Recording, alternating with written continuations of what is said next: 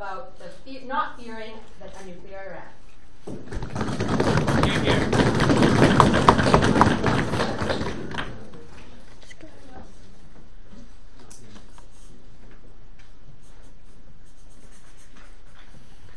Come in quickly.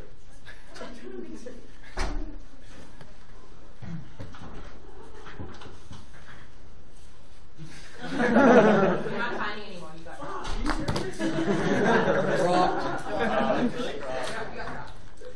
He's in our Go ahead, Allison.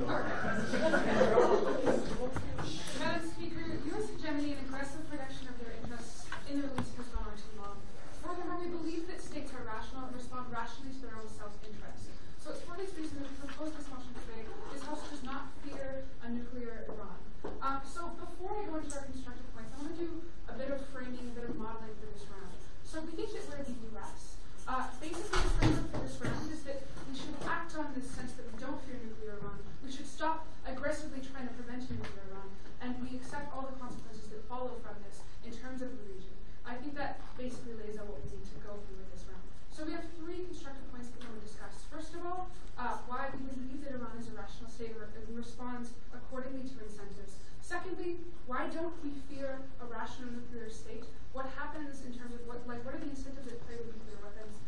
Finally, how does this affect the region, and how does this affect the United States? So first of all, we believe that Iran, despite Ahmadinejad's populist rhetoric about destroying Israel, despite the sense of aggression towards the rest of the world, does respond rationally to its own incentives, does have a reasonable government structure. We think, the clerics that are basically controlling the decisions of Israel have obviously an interest in maintaining their own power. They realize, as anyone would, that it's important for them to maintain in power, for the regime to continue, and this is the dominating interest, is the continuation of the regime. So with that as the dominating interest, we believe that they're subject to very strong interests of self-preservation. We think it's fairly clear that the use of nuclear weapons in our world today would absolutely destroy the state that chose to use them. We haven't seen the use of nuclear weapons even happen in the current world system.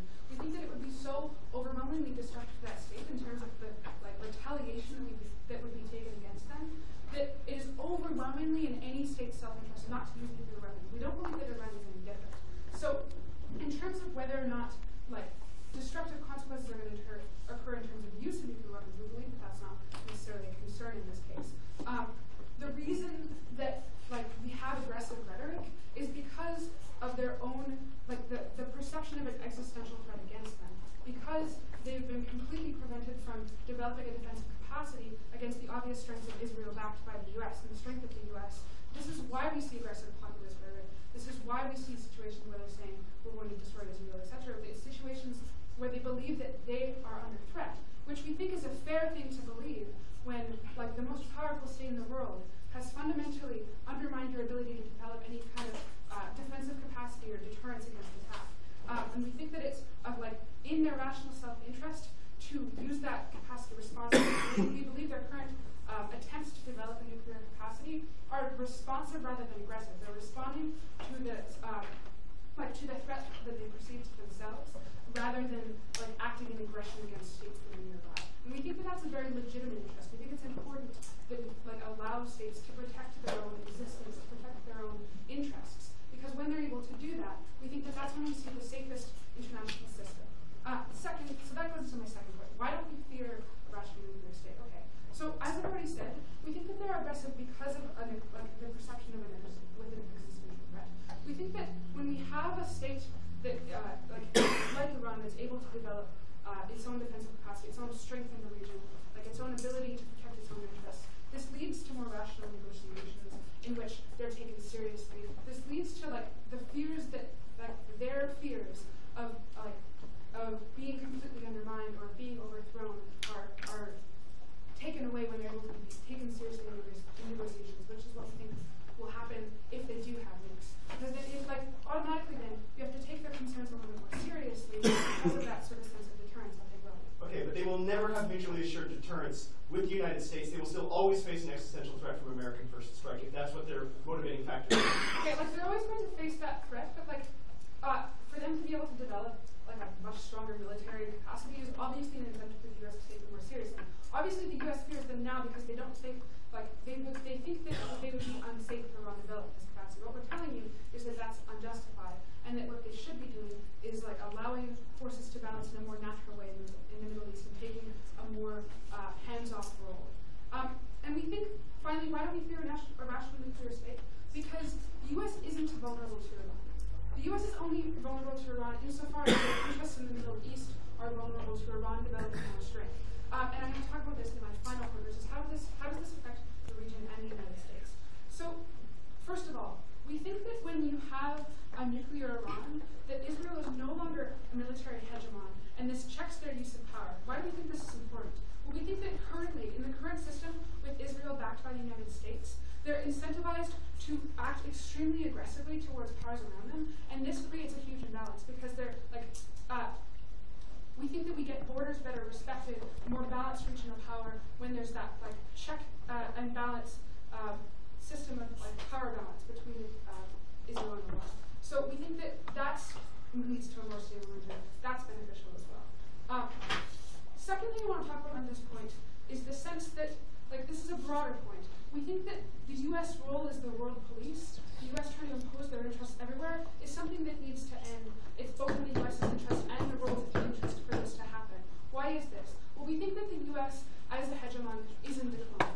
We think that the U.S. is no longer, first of all, able to completely control the power balance across the world. Secondly, they no longer need to. We think the U.S. is in the midst of an energy boom. They don't necessarily need to rely entirely on the Middle East for oil. Like, they need to withdraw and like start taking on a capacity of maintaining peace rather than completely controlling balance of power and interests.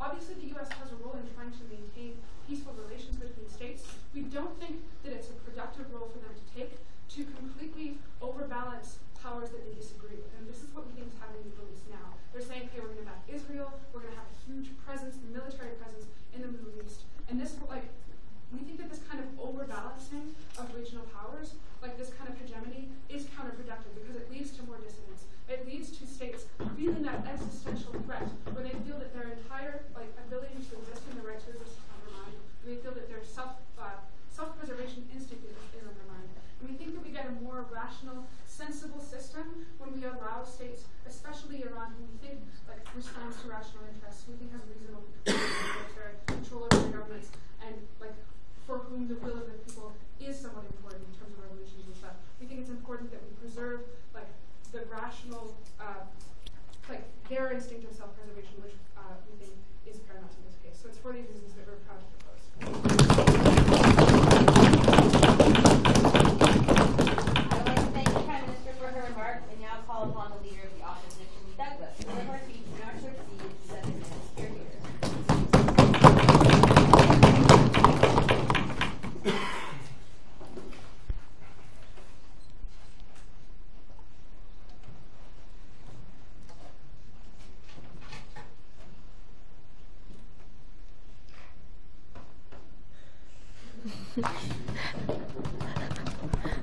Thank you, Madam Speaker. Now, today we on side opposition are going to be standing pretty firmly that, first of all, we here in the U.S. do actually have an interest in the Middle East. We'll have an interest in the Middle East for the foreseeable future. But beyond that we stand against nuclear war, we stand against nuclear weapons, we stand against the attempted genocide of countries. We think that this will cause these effects. We think there'll be mass violence. We think that that alone gives us an incentive to react. So, what am I going to be showing you here today? I'll be going through 2 main points, but probably going through the third. I'll be talking first about the regional arms race that we will inevitably develop if you allow nuclear weapons into the region. And secondly, how Iran is the worst actor using the situation. Finally, my partner will be talking about the principles of non-proliferation and why they're so important in the situation. Before I get into that, I'm going to repeat what I heard here. So, first thing we heard is an interesting attempt to prove that Iran is a rational actor. They said, oh, you know, the clergy, they really want to keep their power base going, they're not going to incite a war. What we would say is that we're not actually convinced, and this is my concern, but also we're not actually convinced that Iran is a truly rational actor. We believe that when we look at the Iranian clergy, we look at the Iranian governing system, there are several senior members of their government that are not rational. They care less about power and more about religious dogma, care more about prophecy. They care more about these factors. And we think that for many of them, the idea of taking some great action, even if it means that they lose power, is something they can internally justify. We here inside opposition can clearly see that this clarity might be willing to engage in a nuclear strike against a country like, say, Israel, and not really caring about the long-term mechanics. Beyond that, they said that this is more of a defensive action. Iran's a defensive country. What we would say is, we look at Iran's actions over the last 2 or 3 decades. We don't see them as a defensive country. We see them as a country that's been picking wars with their neighbors, picking wars with Iraq, picking wars over Bahrain. Beyond that, we see them as a country that's willing to fund terrorist networks like Hezbollah and willing to take offensive actions against their opponents. This is not a defensive country. Secondly, we heard them talk about math. They said this is going to let them take it seriously. I think that was pretty much just done with the POI. But beyond that, they talked about how this is not a threat to us. And once again, this is going to come with my constructive material, but we do think that they're a serious threat. First of all, just general moral, just global stability, and the fact that a lot of kids probably going to die. But beyond that, we think that the region in question has a lot of oil, which we will continue to need for the foreseeable future. But more importantly, the Suez Canal is there, which is where most global trade goes through. So we think this is still a very important region to the global economy and the global peace, and we need to maintain it. Final thing that we heard was a lot of stuff about how we should stop being cops. As I've already said, we do have an interest, and that Israel needs to check and balance. What we're going to say on Israel is pretty simply that we don't think Israel's ever going to use their nukes offensively. We think that over their 50-year, 60-year history, they've sort of proven that when they use force, they are A, incredibly rational about the way that they use force to defend their interests, and B, only use force in a defensive context to try and protect themselves. We think they've proven that they're not using nukes offensively. We don't think that stands. So, what am I going to show you here today? First of all, I want to talk about the regional arms race that's going to ensue, because we believe that without a doubt, a regional arms race is going to happen. Fundamentally, once Iran gets nukes, every neighboring country they have a bad history with is going to need nukes also because of mutually assured destruction, because they want to protect themselves. What actively are we talking about here? Let's start with Iraq, the country they had a long, brutal, 8-year war with. Then let's go to Saudi Arabia, a country where they're both fighting over several territorial claims in the Persian Gulf, the entire country and nation from Bahrain, not to mention general regional power dynamics. Let's talk about Egypt, another major country there that's very much diametrically opposed to Iran. And then Israel, and even possibly Turkey, because the bottom line is that Iran's not very popular in its neighborhood. Even more recently, Iran is a Shia country in a Sunni area. They're a country with bad relations with their neighbors, and a country with power dynamics. We think that all their neighbors are going to try and get nukes also. Sure, back out. Yeah, I said sure, back out. Oh, sorry.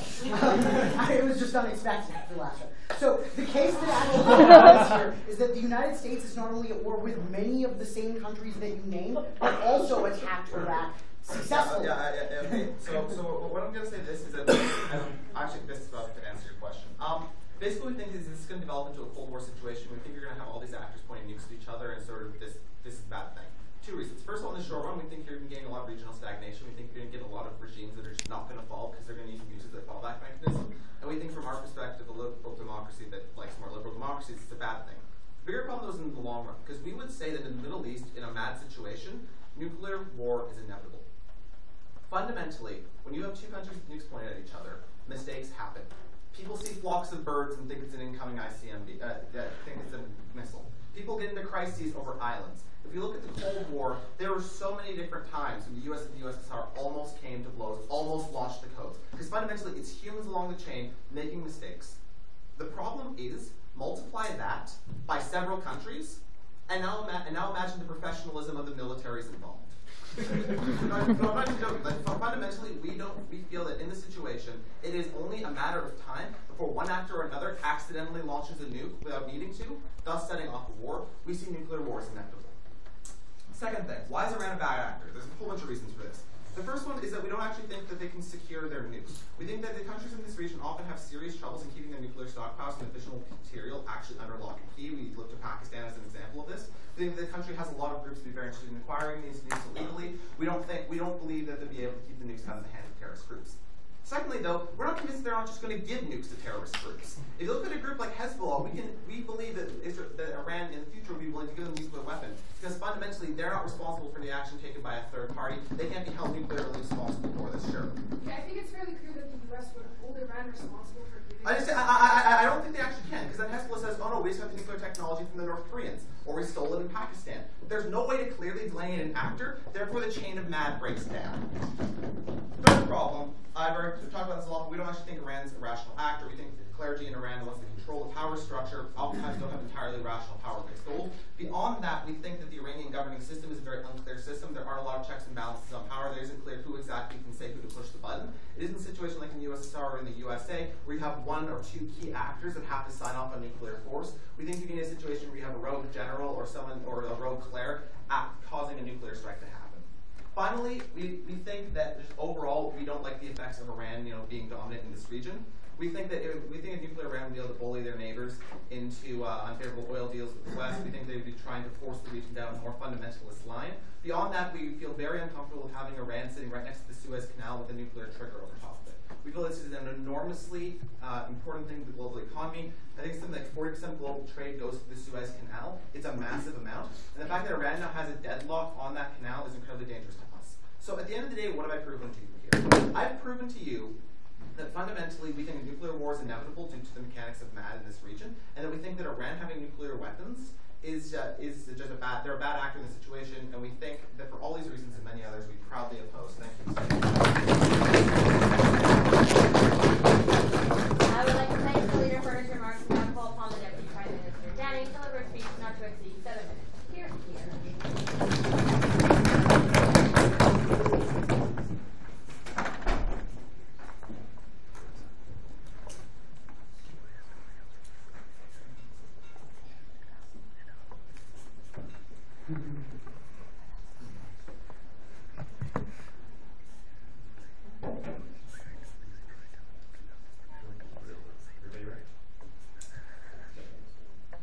So ultimately what we heard out of Douglas is exactly what you'd expect out of the popularized American audience.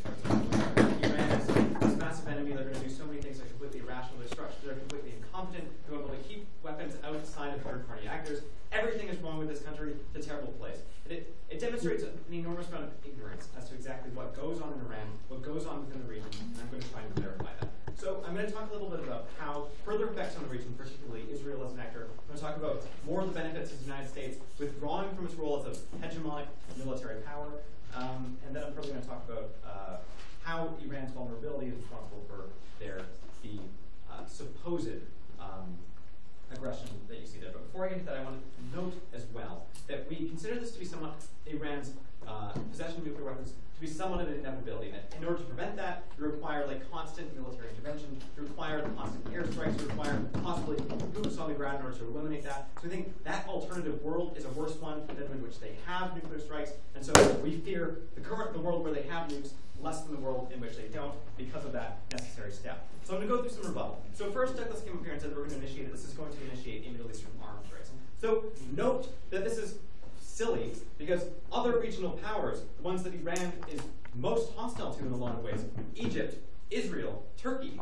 all have nukes already, which means that they're a step behind. There's already an arms race in place. Iran is vulnerable, feels vulnerable, because states that are acting in ways that may not be in their interests have an edge above them, which causes them to be hostile. So further, they talk about this point about how there's a possibility of mistakes. So notice that states like Pakistan have had nukes for 40 years. This is a state that can't even control its own bloody borders, and we've never had any security risk there. So Iran is simply a much more competent state. So we talked a lot about leadership that went on here, about how there's no clear leadership structure, that they're going to possibly give them to third-party organizations and stuff like that.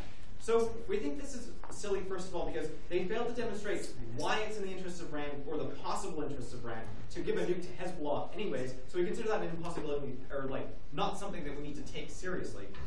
Because obviously if they give a nuke to a third party that they have no direction of where that nuke's going to go, if they end up nuking Baghdad or something like that, suddenly, oh my god, enormous regional problems not in Iran's interest. So they talked about how it's unlike the USSR or something like that. There's no key actors. There's no way to keep sure that make sure that there's regulation or something like that. So contrary to what Douglas came up here and said, Iran actually does have a relatively rigid leadership structure. So you have what's his name, Ahmadinejad, who we're most acquainted with, who's essentially a populist face who has no any power whatsoever. So he's the one that says all these irrational populist claims like, oh, we're going to nuke Israel. He's the one that makes those crazy speeches to the United Nations. The problem is, Ahmadinejad has absolutely no power within the current regime. The power is entirely held by the Khomeini and the 12 clerics that actually make decisions on the basis of what Iran should be doing. They control foreign policy, they control what is in Iran's interests, and these people have a very strong interest in ensuring that their regime remains intact. I'll take back half in a sec. And furthermore, if they are like these people that have these insane religious values, note as well that the survival of their regime is required in order to make those religious values go back out. Yeah, but they're still the stewards of a 1400-year war with their neighbors over a religious difference that can't be resolved diplomatically, most certainly. It is going to result in greater conflict result. Okay. So we agree that there's like a background of conflict between Iran and its regional allies. So notice that other countries in which they have a sense of security and protection in their historical enemies, like look at something like Britain and France or something like that.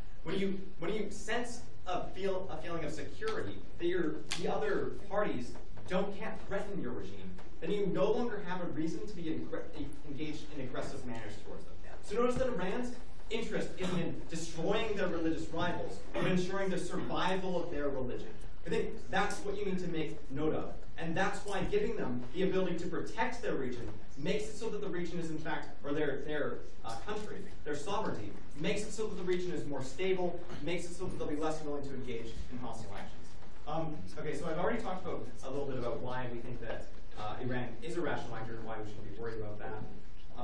So he also talked about, I guess this is sort of going to be part of my protectionism point. So Douglas came up here as well and said that the Middle East simply is still important to American interests. So we agree with this. The thing is, we don't think it's the United States' prerogative to be the unilateral actor in which case to keep like the Suez Canal open. So first of all, notice that countries that are within that region desperately want that canal to be open because their economies are based upon it. So furthermore, we think that the primary reason why historically the Suez Canal was blocked was because they knew that they knew that their enemy, the United States, would be damaged by it because the United States was the primary overseer of it. So we think that when you have a more dispersion of interests that are protecting that region, when you take out the United States as a unilateral actor, when you have like China and Iran and Egypt and Europe and the United States that are all responsible for ensuring that these major trade routes remain open, that you don't have that threat. So we think that when the United States plays the role of the unilateral actor, that makes it so those other parties, when they want to endanger the United States, have an interest in doing things like destabilizing the Suez Canal. When it's no longer specifically about the United States, that interest isn't there, and so we think that it'll be fine. We think that when the United States doesn't take on this role of police power, then they gain the soft power and respect that allows to maintain those relations. So I'm going to talk about Israel now. So the thing with Israel is Israel doesn't have an effective regional check on its power. It has a military trump over most of its neighbors. So we think this allows them to act in aggressive, hostile, rights-infringing ways towards their neighbors. I think these are all bad things. So we think that when you have Netanyahu who's willing to invade Gaza over rockets because there's no one that is there to check him, then this results in an enormous amount of violence and hostility and destabilizing the region. We think that when you have another regional power that they're forced to negotiate with, forced to explain why they're conducting their actions, this makes it so that they'll be less willing to unilaterally destroy populations and invade countries. And we think that that's a net good as well. So what have I talked to you about? I've talked about how, basically, the primary way to get security and peace in the Middle East is to ensure that the agents that are within that region feel security. Iran has had, for the last decade, the United States on both of its borders in Iraq and Afghanistan with an enormous amount of military intervention. I think that they felt no opportunity to be able to secure themselves. They're a vulnerable state. I think giving them a nuke makes them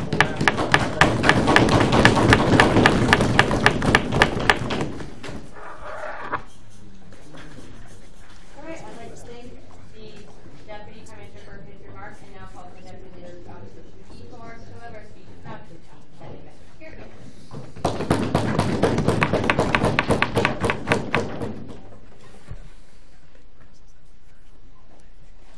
Right. Mr. Speaker, we as the United States, we fear terrorists. We fear the risk of another 9/11 happening. We fear the risks of another embassy being bombed. We fear the risk of our civilians dying in our country and outside of our country. We fear terrorists because they can do a lot of bad things to us. We fear atomic terrorists even more. We fear the possibility of terrorists getting nukes. We fear the possibility of our country and our allies being hit by a nuclear weapon. We think this is a real danger and a real possibility that comes from Iran getting nukes. And my partner already gave you a lot of analysis on that. I'm not going to be rebuilding his points, and I'm going to be extending it. But before I do that, I'm going to refute the arguments that came out inside government today, and I think it's going to be really fast. So first he talked about how Iran is a rational actor because the people who control the government are the clerics, and the clerics are these incredibly rational people who want to stay in power. Like, okay, I think I can draw from 2,000 years of history in that region that people go in irrational conflicts over religious dogma. That regions is a living proof that people fight wars over religious dogma, and when you have a theocracy with nukes, you increase the chances of this conflict happening. Because those clerics, they do not like the other religions in the region, especially Israel's, right? So we do think that a lot of conflict can be resulted for that. We do think that Iran would have a pretty good reason to provide nukes to Hezbollah under that pretense. Because when you provide nukes to Hezbollah, you can cause damage to your enemies with plausible deniability that the nukes came through you, right? The reason that Iran bunked Hezbollah in the first place is because they can damage Israel, they can damage their enemies without implicating themselves in it, right? It's a really good way to outsource their attacks in using business speak. They also talked about how the Suez Canal isn't going to be affected because the other regional powers will keep it in check. Yeah, but so you would have Iran with a nuclear button over the Suez Canal, and this would be probably problematic, because now we have Iran dictating all the politics surrounding the Suez Canal. Unless you get all the other countries in the region getting nukes, which is another problem, which my partner already explained to you. They talked about how Iran is already behind their neighbors because they all have nukes. Like, okay, that's patently false, right? Turkey doesn't have nukes, Egypt doesn't have nukes, Arabia doesn't have nukes, and we're pretty sure that Iraq doesn't have weapons of mass destruction. How, we shouldn't be Team America world police anymore, and that we have no interest in the Middle East. Again, my partner did a really good job to show that we do have an interest in the Middle East. The entire world is still using oil, but more than that, we're still accountable to our allies, right? We can just say, okay, Israel, you're on your own now, you're not useful to us anymore, we're just going to discard you. This is morally bad. We think that we still have a lot of interest in the region, economically and politically. From that. Okay, our interests are not protected by inciting people to act aggressively towards us by continuing. It's going to be a nuclear war. So you constantly live in fear, you constantly build nuclear bunkers, you constantly do things because you're afraid. Because you're afraid of your neighbor nuking you, because you're afraid of your enemies destroying you. We don't think that this is a good way of life. We don't think that this is a good way to manage peace. Which is why we came up with the nuclear non-proliferation treaties. Because we think that less nukes is better. And this, and fearing Iran is Iran getting nukes makes sense, because if Iran gets nukes, more and more countries will want to get nukes as well. Not just in the Middle East, but all over the world. Because they're going to be seeing Iran getting nukes, and without any repercussions, they're going to think that the non-proliferation treaty is a joke. And they too can violate that treaty, that they too should get nukes. Because even if Iran is getting nukes, they too should be able to get one. So for these reasons, because we think that Iran will probably supply them with terrorists, and because the region would be even more volatile. I would like to thank the deputy leader for his remarks. We now call upon the member of government, Michael Warren, to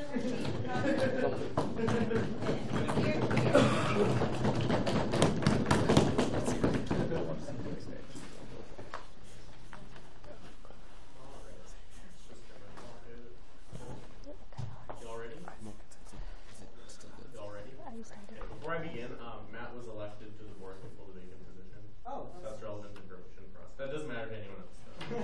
All right, but what does matter to everyone else is the extension that I'm going to be in now. So I think that within my extension is interwoven a lot of refutation for some of the fundamental ideas that first opposition gives.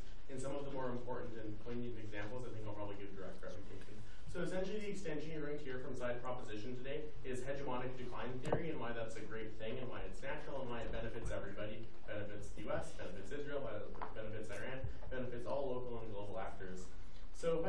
characterize first half before I begin, I would say that Danny sufficiently proved that Iran is in fact rational and not incompetent. Rather, they are competent. I think that Danny proves that really well. I think that most states are. I think he's correct when he says that Vitor's characterization is the same that the Americans characterize Iran as like a bunch of crazy loonies that just want to blow things up. My extension is sort of going to prove how not only are they rational, but the only rational next step is to decrease tensions, have more diplomacy, and sort of be more friendly with the global community, specifically us, the United States.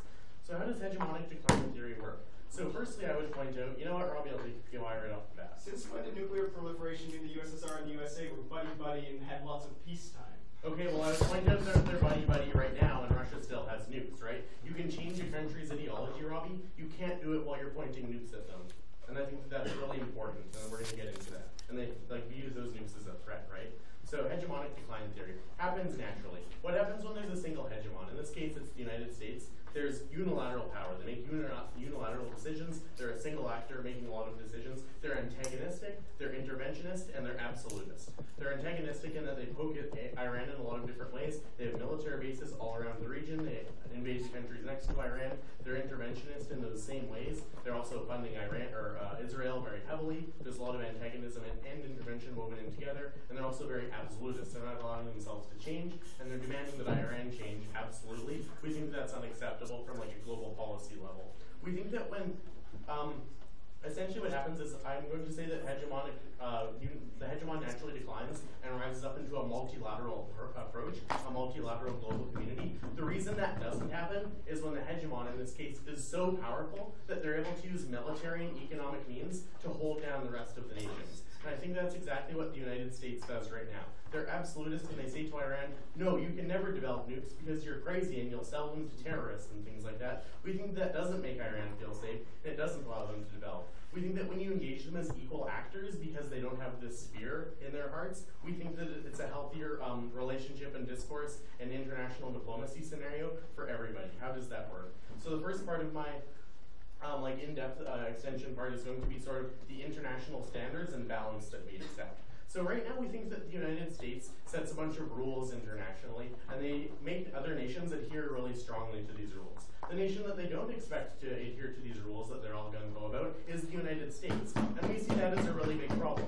We see that in trade and economics, the United States buys into NAFTA, but they violate softwood lumber agreements with Canada all of the time. They just ignore the penalties that are put on them. We also see that they don't they're like part of NATO. They don't want other countries to unilaterally invade other countries and act as that antagonist. That's exactly what they do, Mr. Speaker, all over the world. And we think it's a tremendous problem when you're not living up to your own standards and nobody can hold you up to your own standards. I think it's really interesting that if Iran is a credible nuclear threat, for the United States to engage with them, they can't just threaten them militarily, they can't be absolutist. What they do have to do is they have to follow their own rules. They have to follow the rules of international diplomacy. They have to get the support of the rest of the nations within their social, international trade group, like NATO, I guess, is a great example. And they also have to seek the support of the rest of the nations locally within the Middle East. We think that's tremendously important. We think it mediates the United States and makes everybody feel a heck of a lot safer because they don't have this unpredictable actor that doesn't obey its own rules and is extremely absolutist.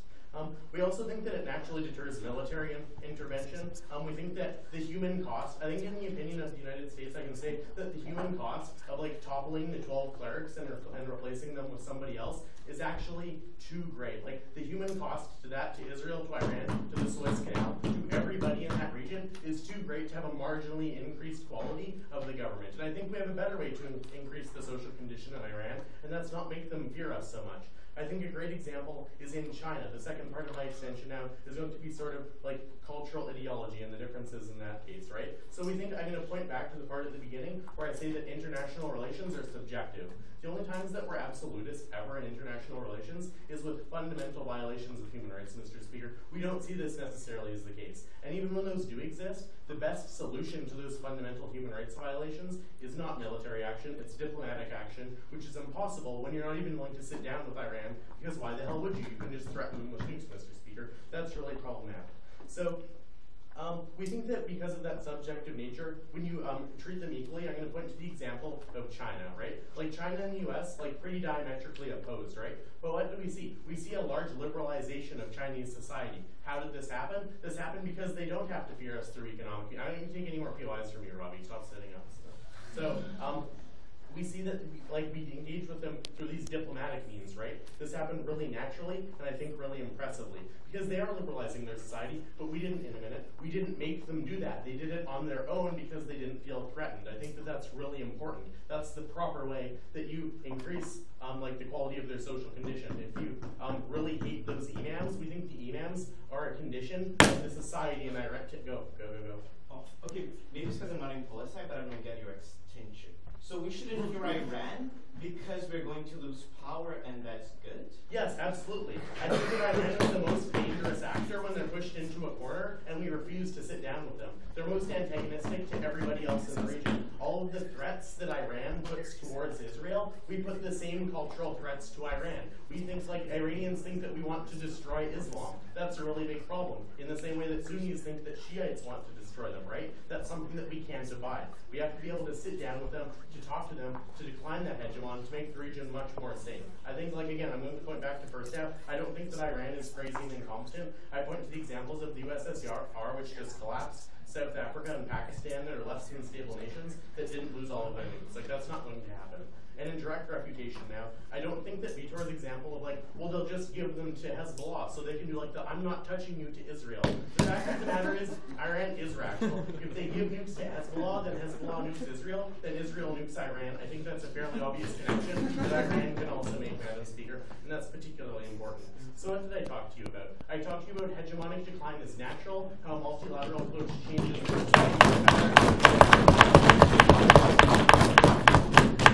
I think there's time limit, so it can go 30 minutes. I think so. So Vitor's part of it's a few seconds are cut off. 3 seconds? A few seconds, because we started.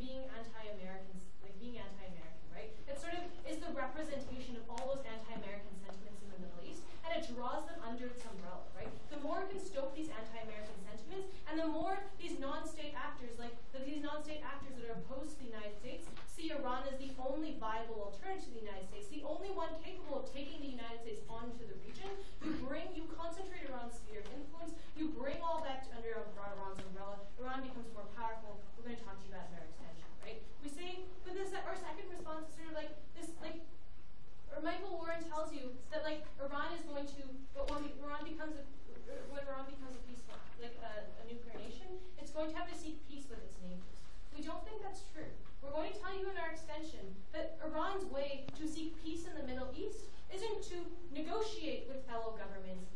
try and replace its fellow governments. We think this empowers them to do that even further, right? The other thing Michael Warren tells you is he gives you this example of the United States and China, how engagement really helped them.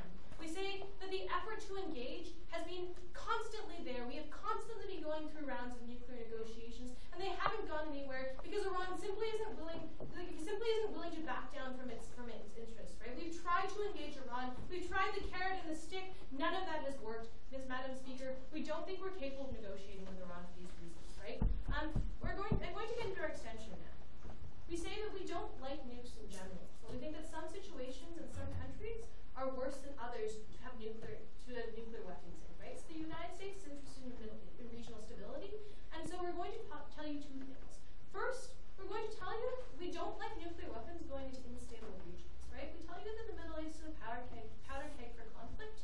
First off, tells you with a reasonable depth that there's going to be a regional arms race, right? Let's assume that happens because we think that other powers like Saudi Arabia end up seeing that Iran has nukes, and they're their rivals, so they got to get nukes as well, right? First off, tells you that they're concerned about non-state actors getting nukes. Our concern in our extension is that Iran is emboldened by having nukes, right? We give you, first prop tries to tell you that mutual assured destruction actually works, that this is what's going to keep Iran from using those nukes, and going to keep the Middle East from imploding into a nuclear war. We tell you that's not true. Jen, you'll probably recognize this. We give you the example of Pakistan and India and the Kashmir region, right? We say that the non-state actors buy into MAD, right? They buy into the fact that their two nations aren't going to go to war because both of them have nuclear weapons. And so in a nuclear Middle East, non-state actors like Hezbollah are going to be more emboldened to go and attack other states with conventional weapons because they believe that other countries will never attack Iran back, right? Or never attack anyone else. And so you see this is how Kashmir has become so destabilized, right? Because both India and Pakistan are nuclear powers. So the non-state actors continue conducting terrorist operations in Kashmir, believing that their states will never go to war, when in fact they are bringing their states closer and closer to war. It is this sort of brinksmanship that we are concerned about. In the middle, in the Cuban Missile Crisis, the only way that the world got away was because Khrushchev was drunk and he gave in. We don't trust Iran to do that, right? We say that there's a similar situation in the Middle East, and that Iran, the Middle East is awash with non-state actors, right? Actors that are backed, actors like Hezbollah that are backed by Iran or backed by Saudi Arabia, and this is the level that states engage in diplomacy with each other, right? We say this is problematic. We say this is why it's most dangerous when you have this sort of tenuous link between non-state actors and state actors, right? When both they're not entirely on the same page. But we say that the problem is that with current nuclear powers, they use nukes to consolidate. I shall take you for now. Hey, Catherine, all of the bad things you're telling me that Iran does, the U.S. does to a much greater degree. My extension explain how that mitigates both of those actors. All right. So we say that the U.S. does this, and we are debating from the point of view of the United States. So I'm going to tell you why we don't like Iran getting nukes either. We say that we can judge Iran.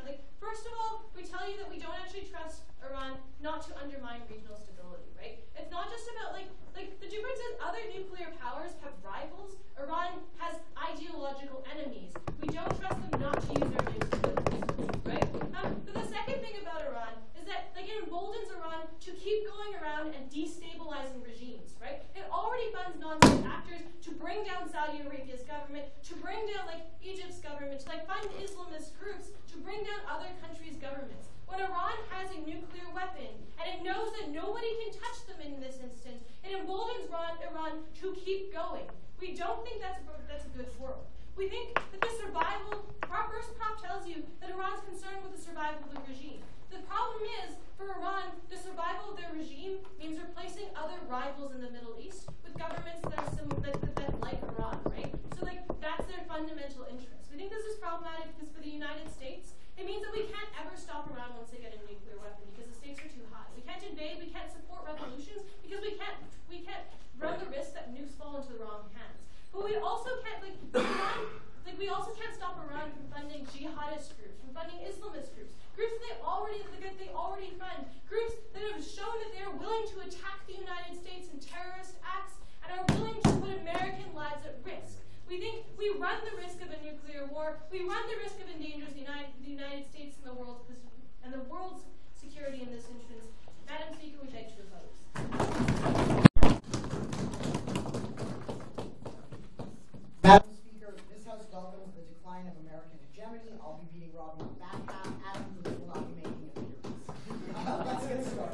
So what I first want to do is run through everything that we heard out of Catherine's speech before I get into my summary. First of all, I think that what Catherine's speech represents is the kind of narrative and ideology which is the problem in the international system. And I think that our extension pre-butted everything that she told you, and I'm going to explain how. So first of all, Catherine says, when nations have different interests that are mutually exclusive, then we have to crush them. We're the United States, so we have to crush Iranian interests. We think that's not a meaningful negotiation position, and it's unsurprising to us that Iran doesn't want to engage in that conversation, right? Like, I think there's this assumption on their side of the house that the irrationality and the stubbornness is all from Iran. It's not. It's not meaningful to have a negotiation about nuclear development when the baseline for that discussion is you'll never get a nuke no matter what, and if you try, we'll invade you. Like, I wouldn't sit down at that bargaining table either. And I think that Michael Warren gives an excellent analysis on how, when that is on the table, when it is a point of discussion, when you're treating them with respect like an equal actor in the international system, then you do get that better engagement. And we'll return to that theme later. So no, I don't think that having different interests means that we have to go to war. I think that we want to minimize war wherever it's possible. I think that Catherine gives you an excellent example of this when she says, you know, we wouldn't be able to keep unilaterally invading countries in the Middle East because what if nuclear arms came into the conflict, right? Exactly the point, Madam Speaker, that our fear of that would prevent us from using war and physical violence as our first choice in dealing with issues in the Middle East, right? Recognize that if we hadn't had the capacity to invade Iraq, then we would have had to use diplomacy, and we would have prevented a decade-long war that wasn't in the United States' best interest and wasn't in the best interest of the Middle East. Like, we think that we've made poor decisions in the past with regards to how we engage with others, and that it's in everyone's best interest to stop assuming that only our viewpoint is correct. We think that international diplomacy requires more of our nation. Next, I think she tells you that you get, like, mounting tensions that exist between different groups, right? And we think that mounting tensions is fine. Because what we think that that does, small-scale conflicts that limit that, is bring the issue to the forefront and force actors to engage, right? Like, we think that before you get war between India and Pakistan, you will see diplomacy between India and Pakistan. And the reason for that is because war is not an attractive option, because the military conflict will be very, very messy. Right? We think that that disincentive is what forces us into engaging in a better political process, and we think that that is exactly what Michael Warren's extension told you, that a multilateral system, which is what this brings us towards, is a better system for conflict resolution. So I think that I've dealt with a lot of what Catherine talked about. The last thing that I want to talk about is sort of the hypocrisy of all of this, right? The United States does all of the things that OP describes as being problems, right? A Christian narrative forces them into wars of violence against different ideologies in the Middle East, right? Which causes international resentment, which demonizes the United States. How is that different than how people in the West feel about Iran? Like, that is purely subjective. We think that the country that did invade Iraq was the United States, not Iran, right? Like, regardless of how much you think that Iran and Iraq disagree, it's the United States who actually invaded, crushed their government, and caused civil strife in the area, right? Like, we don't think that our current approach, which is what they're advocating, is a very good one. We would like to reduce the number of invasions that happen. Sure.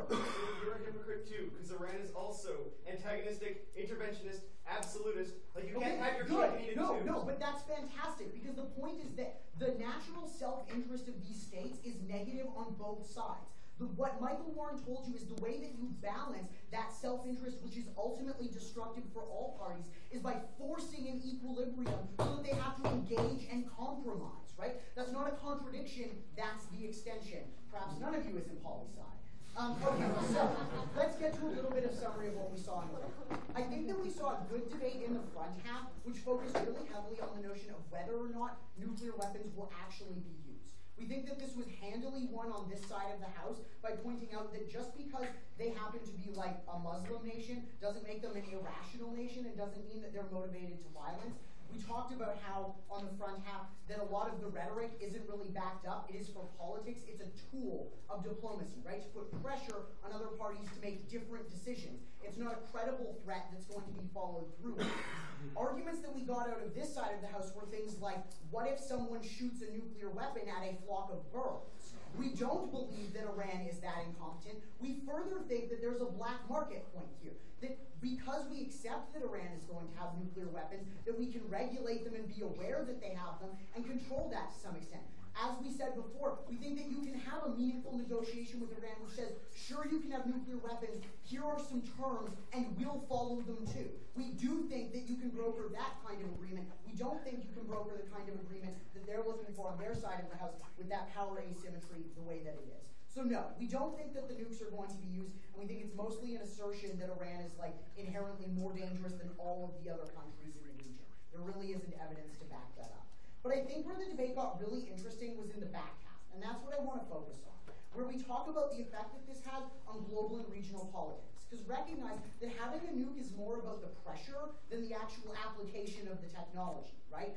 We think that you get a better system when you can apply pressure to other parties evenly. We think that an asymmetry of power creates a hegemonic system where people want to attack others, right? Catherine says we want regional hegemons, so someone can be in charge if we can. We don't want someone in charge, someone telling all the other countries in their neighborhood how it's going to be and backing that threat with military force. We think that is an unhealthy system, which isn't good for anybody. And again, I reference you to Michael Warren's extension on that part. So the real question of this debate then is, how do you get good engagement? And we don't think it's by having an unnatural and irrational fear of all the people you want to engage with. We don't think you get good engagement by threatening them or being afraid of the threats they might give you.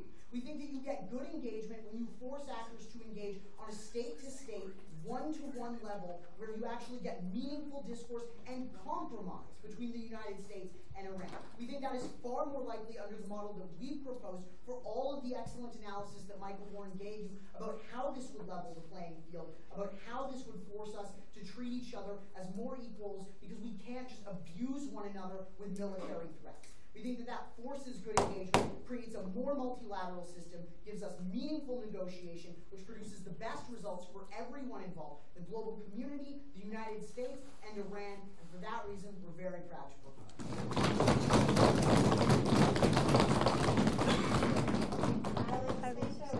We now call upon the opposition with Rob to deliver a speech after your speech, 7 minutes, and close the debate for today. Here's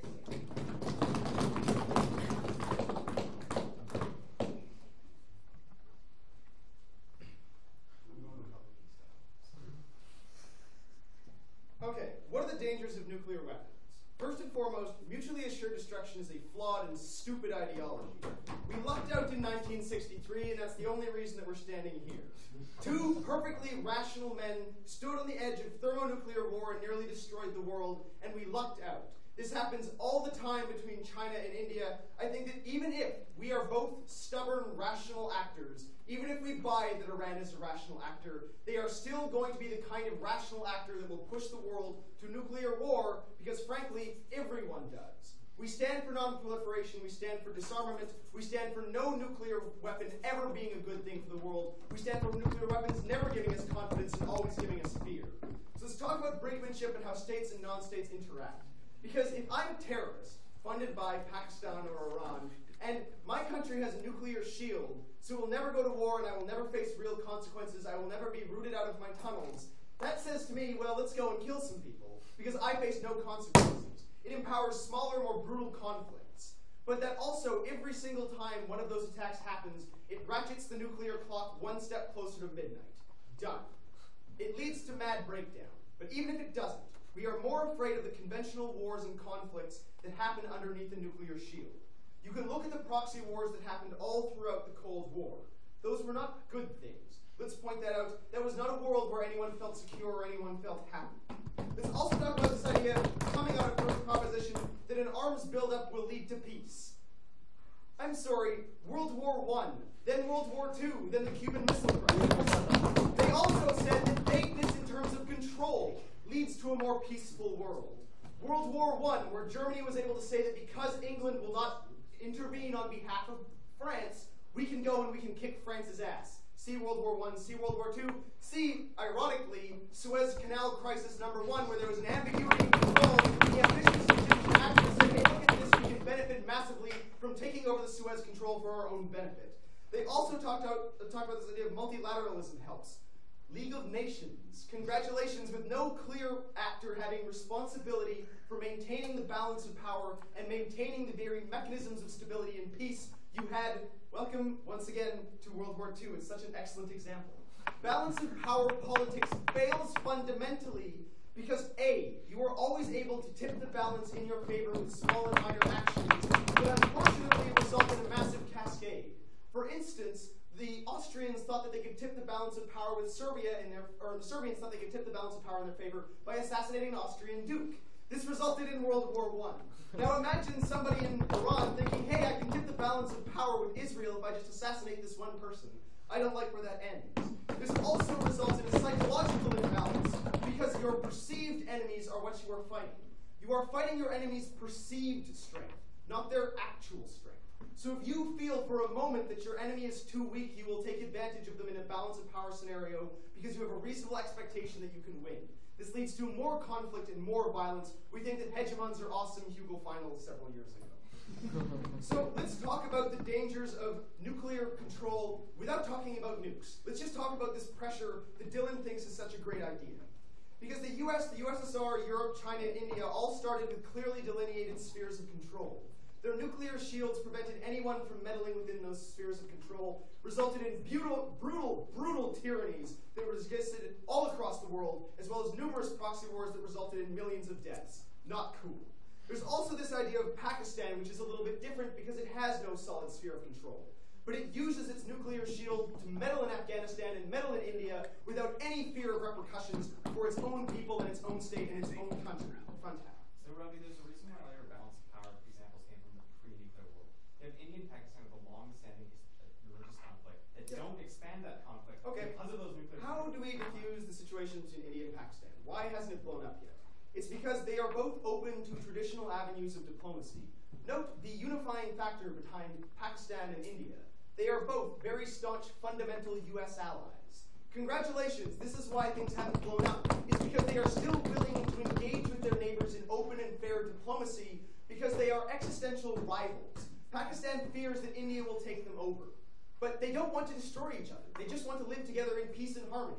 The problem with the Shia conflict in the Middle East is that they are still trying to resolve a succession problem that happened 1,400 years ago through violence and blood and destruction. We think that there is a fundamental existential hatred within the Middle East that doesn't exist within any of these other spheres of influence. Further, Iran has made itself a pariah state that refuses to engage in regular diplomacy and in the real mechanisms by which balance of power exists. Because realize that balance of power politics only functions when everyone buys into going to an open forum and talking openly and evenly. But that is not how Iran engages in diplomacy. If it wants to change your mind, it overthrows your government.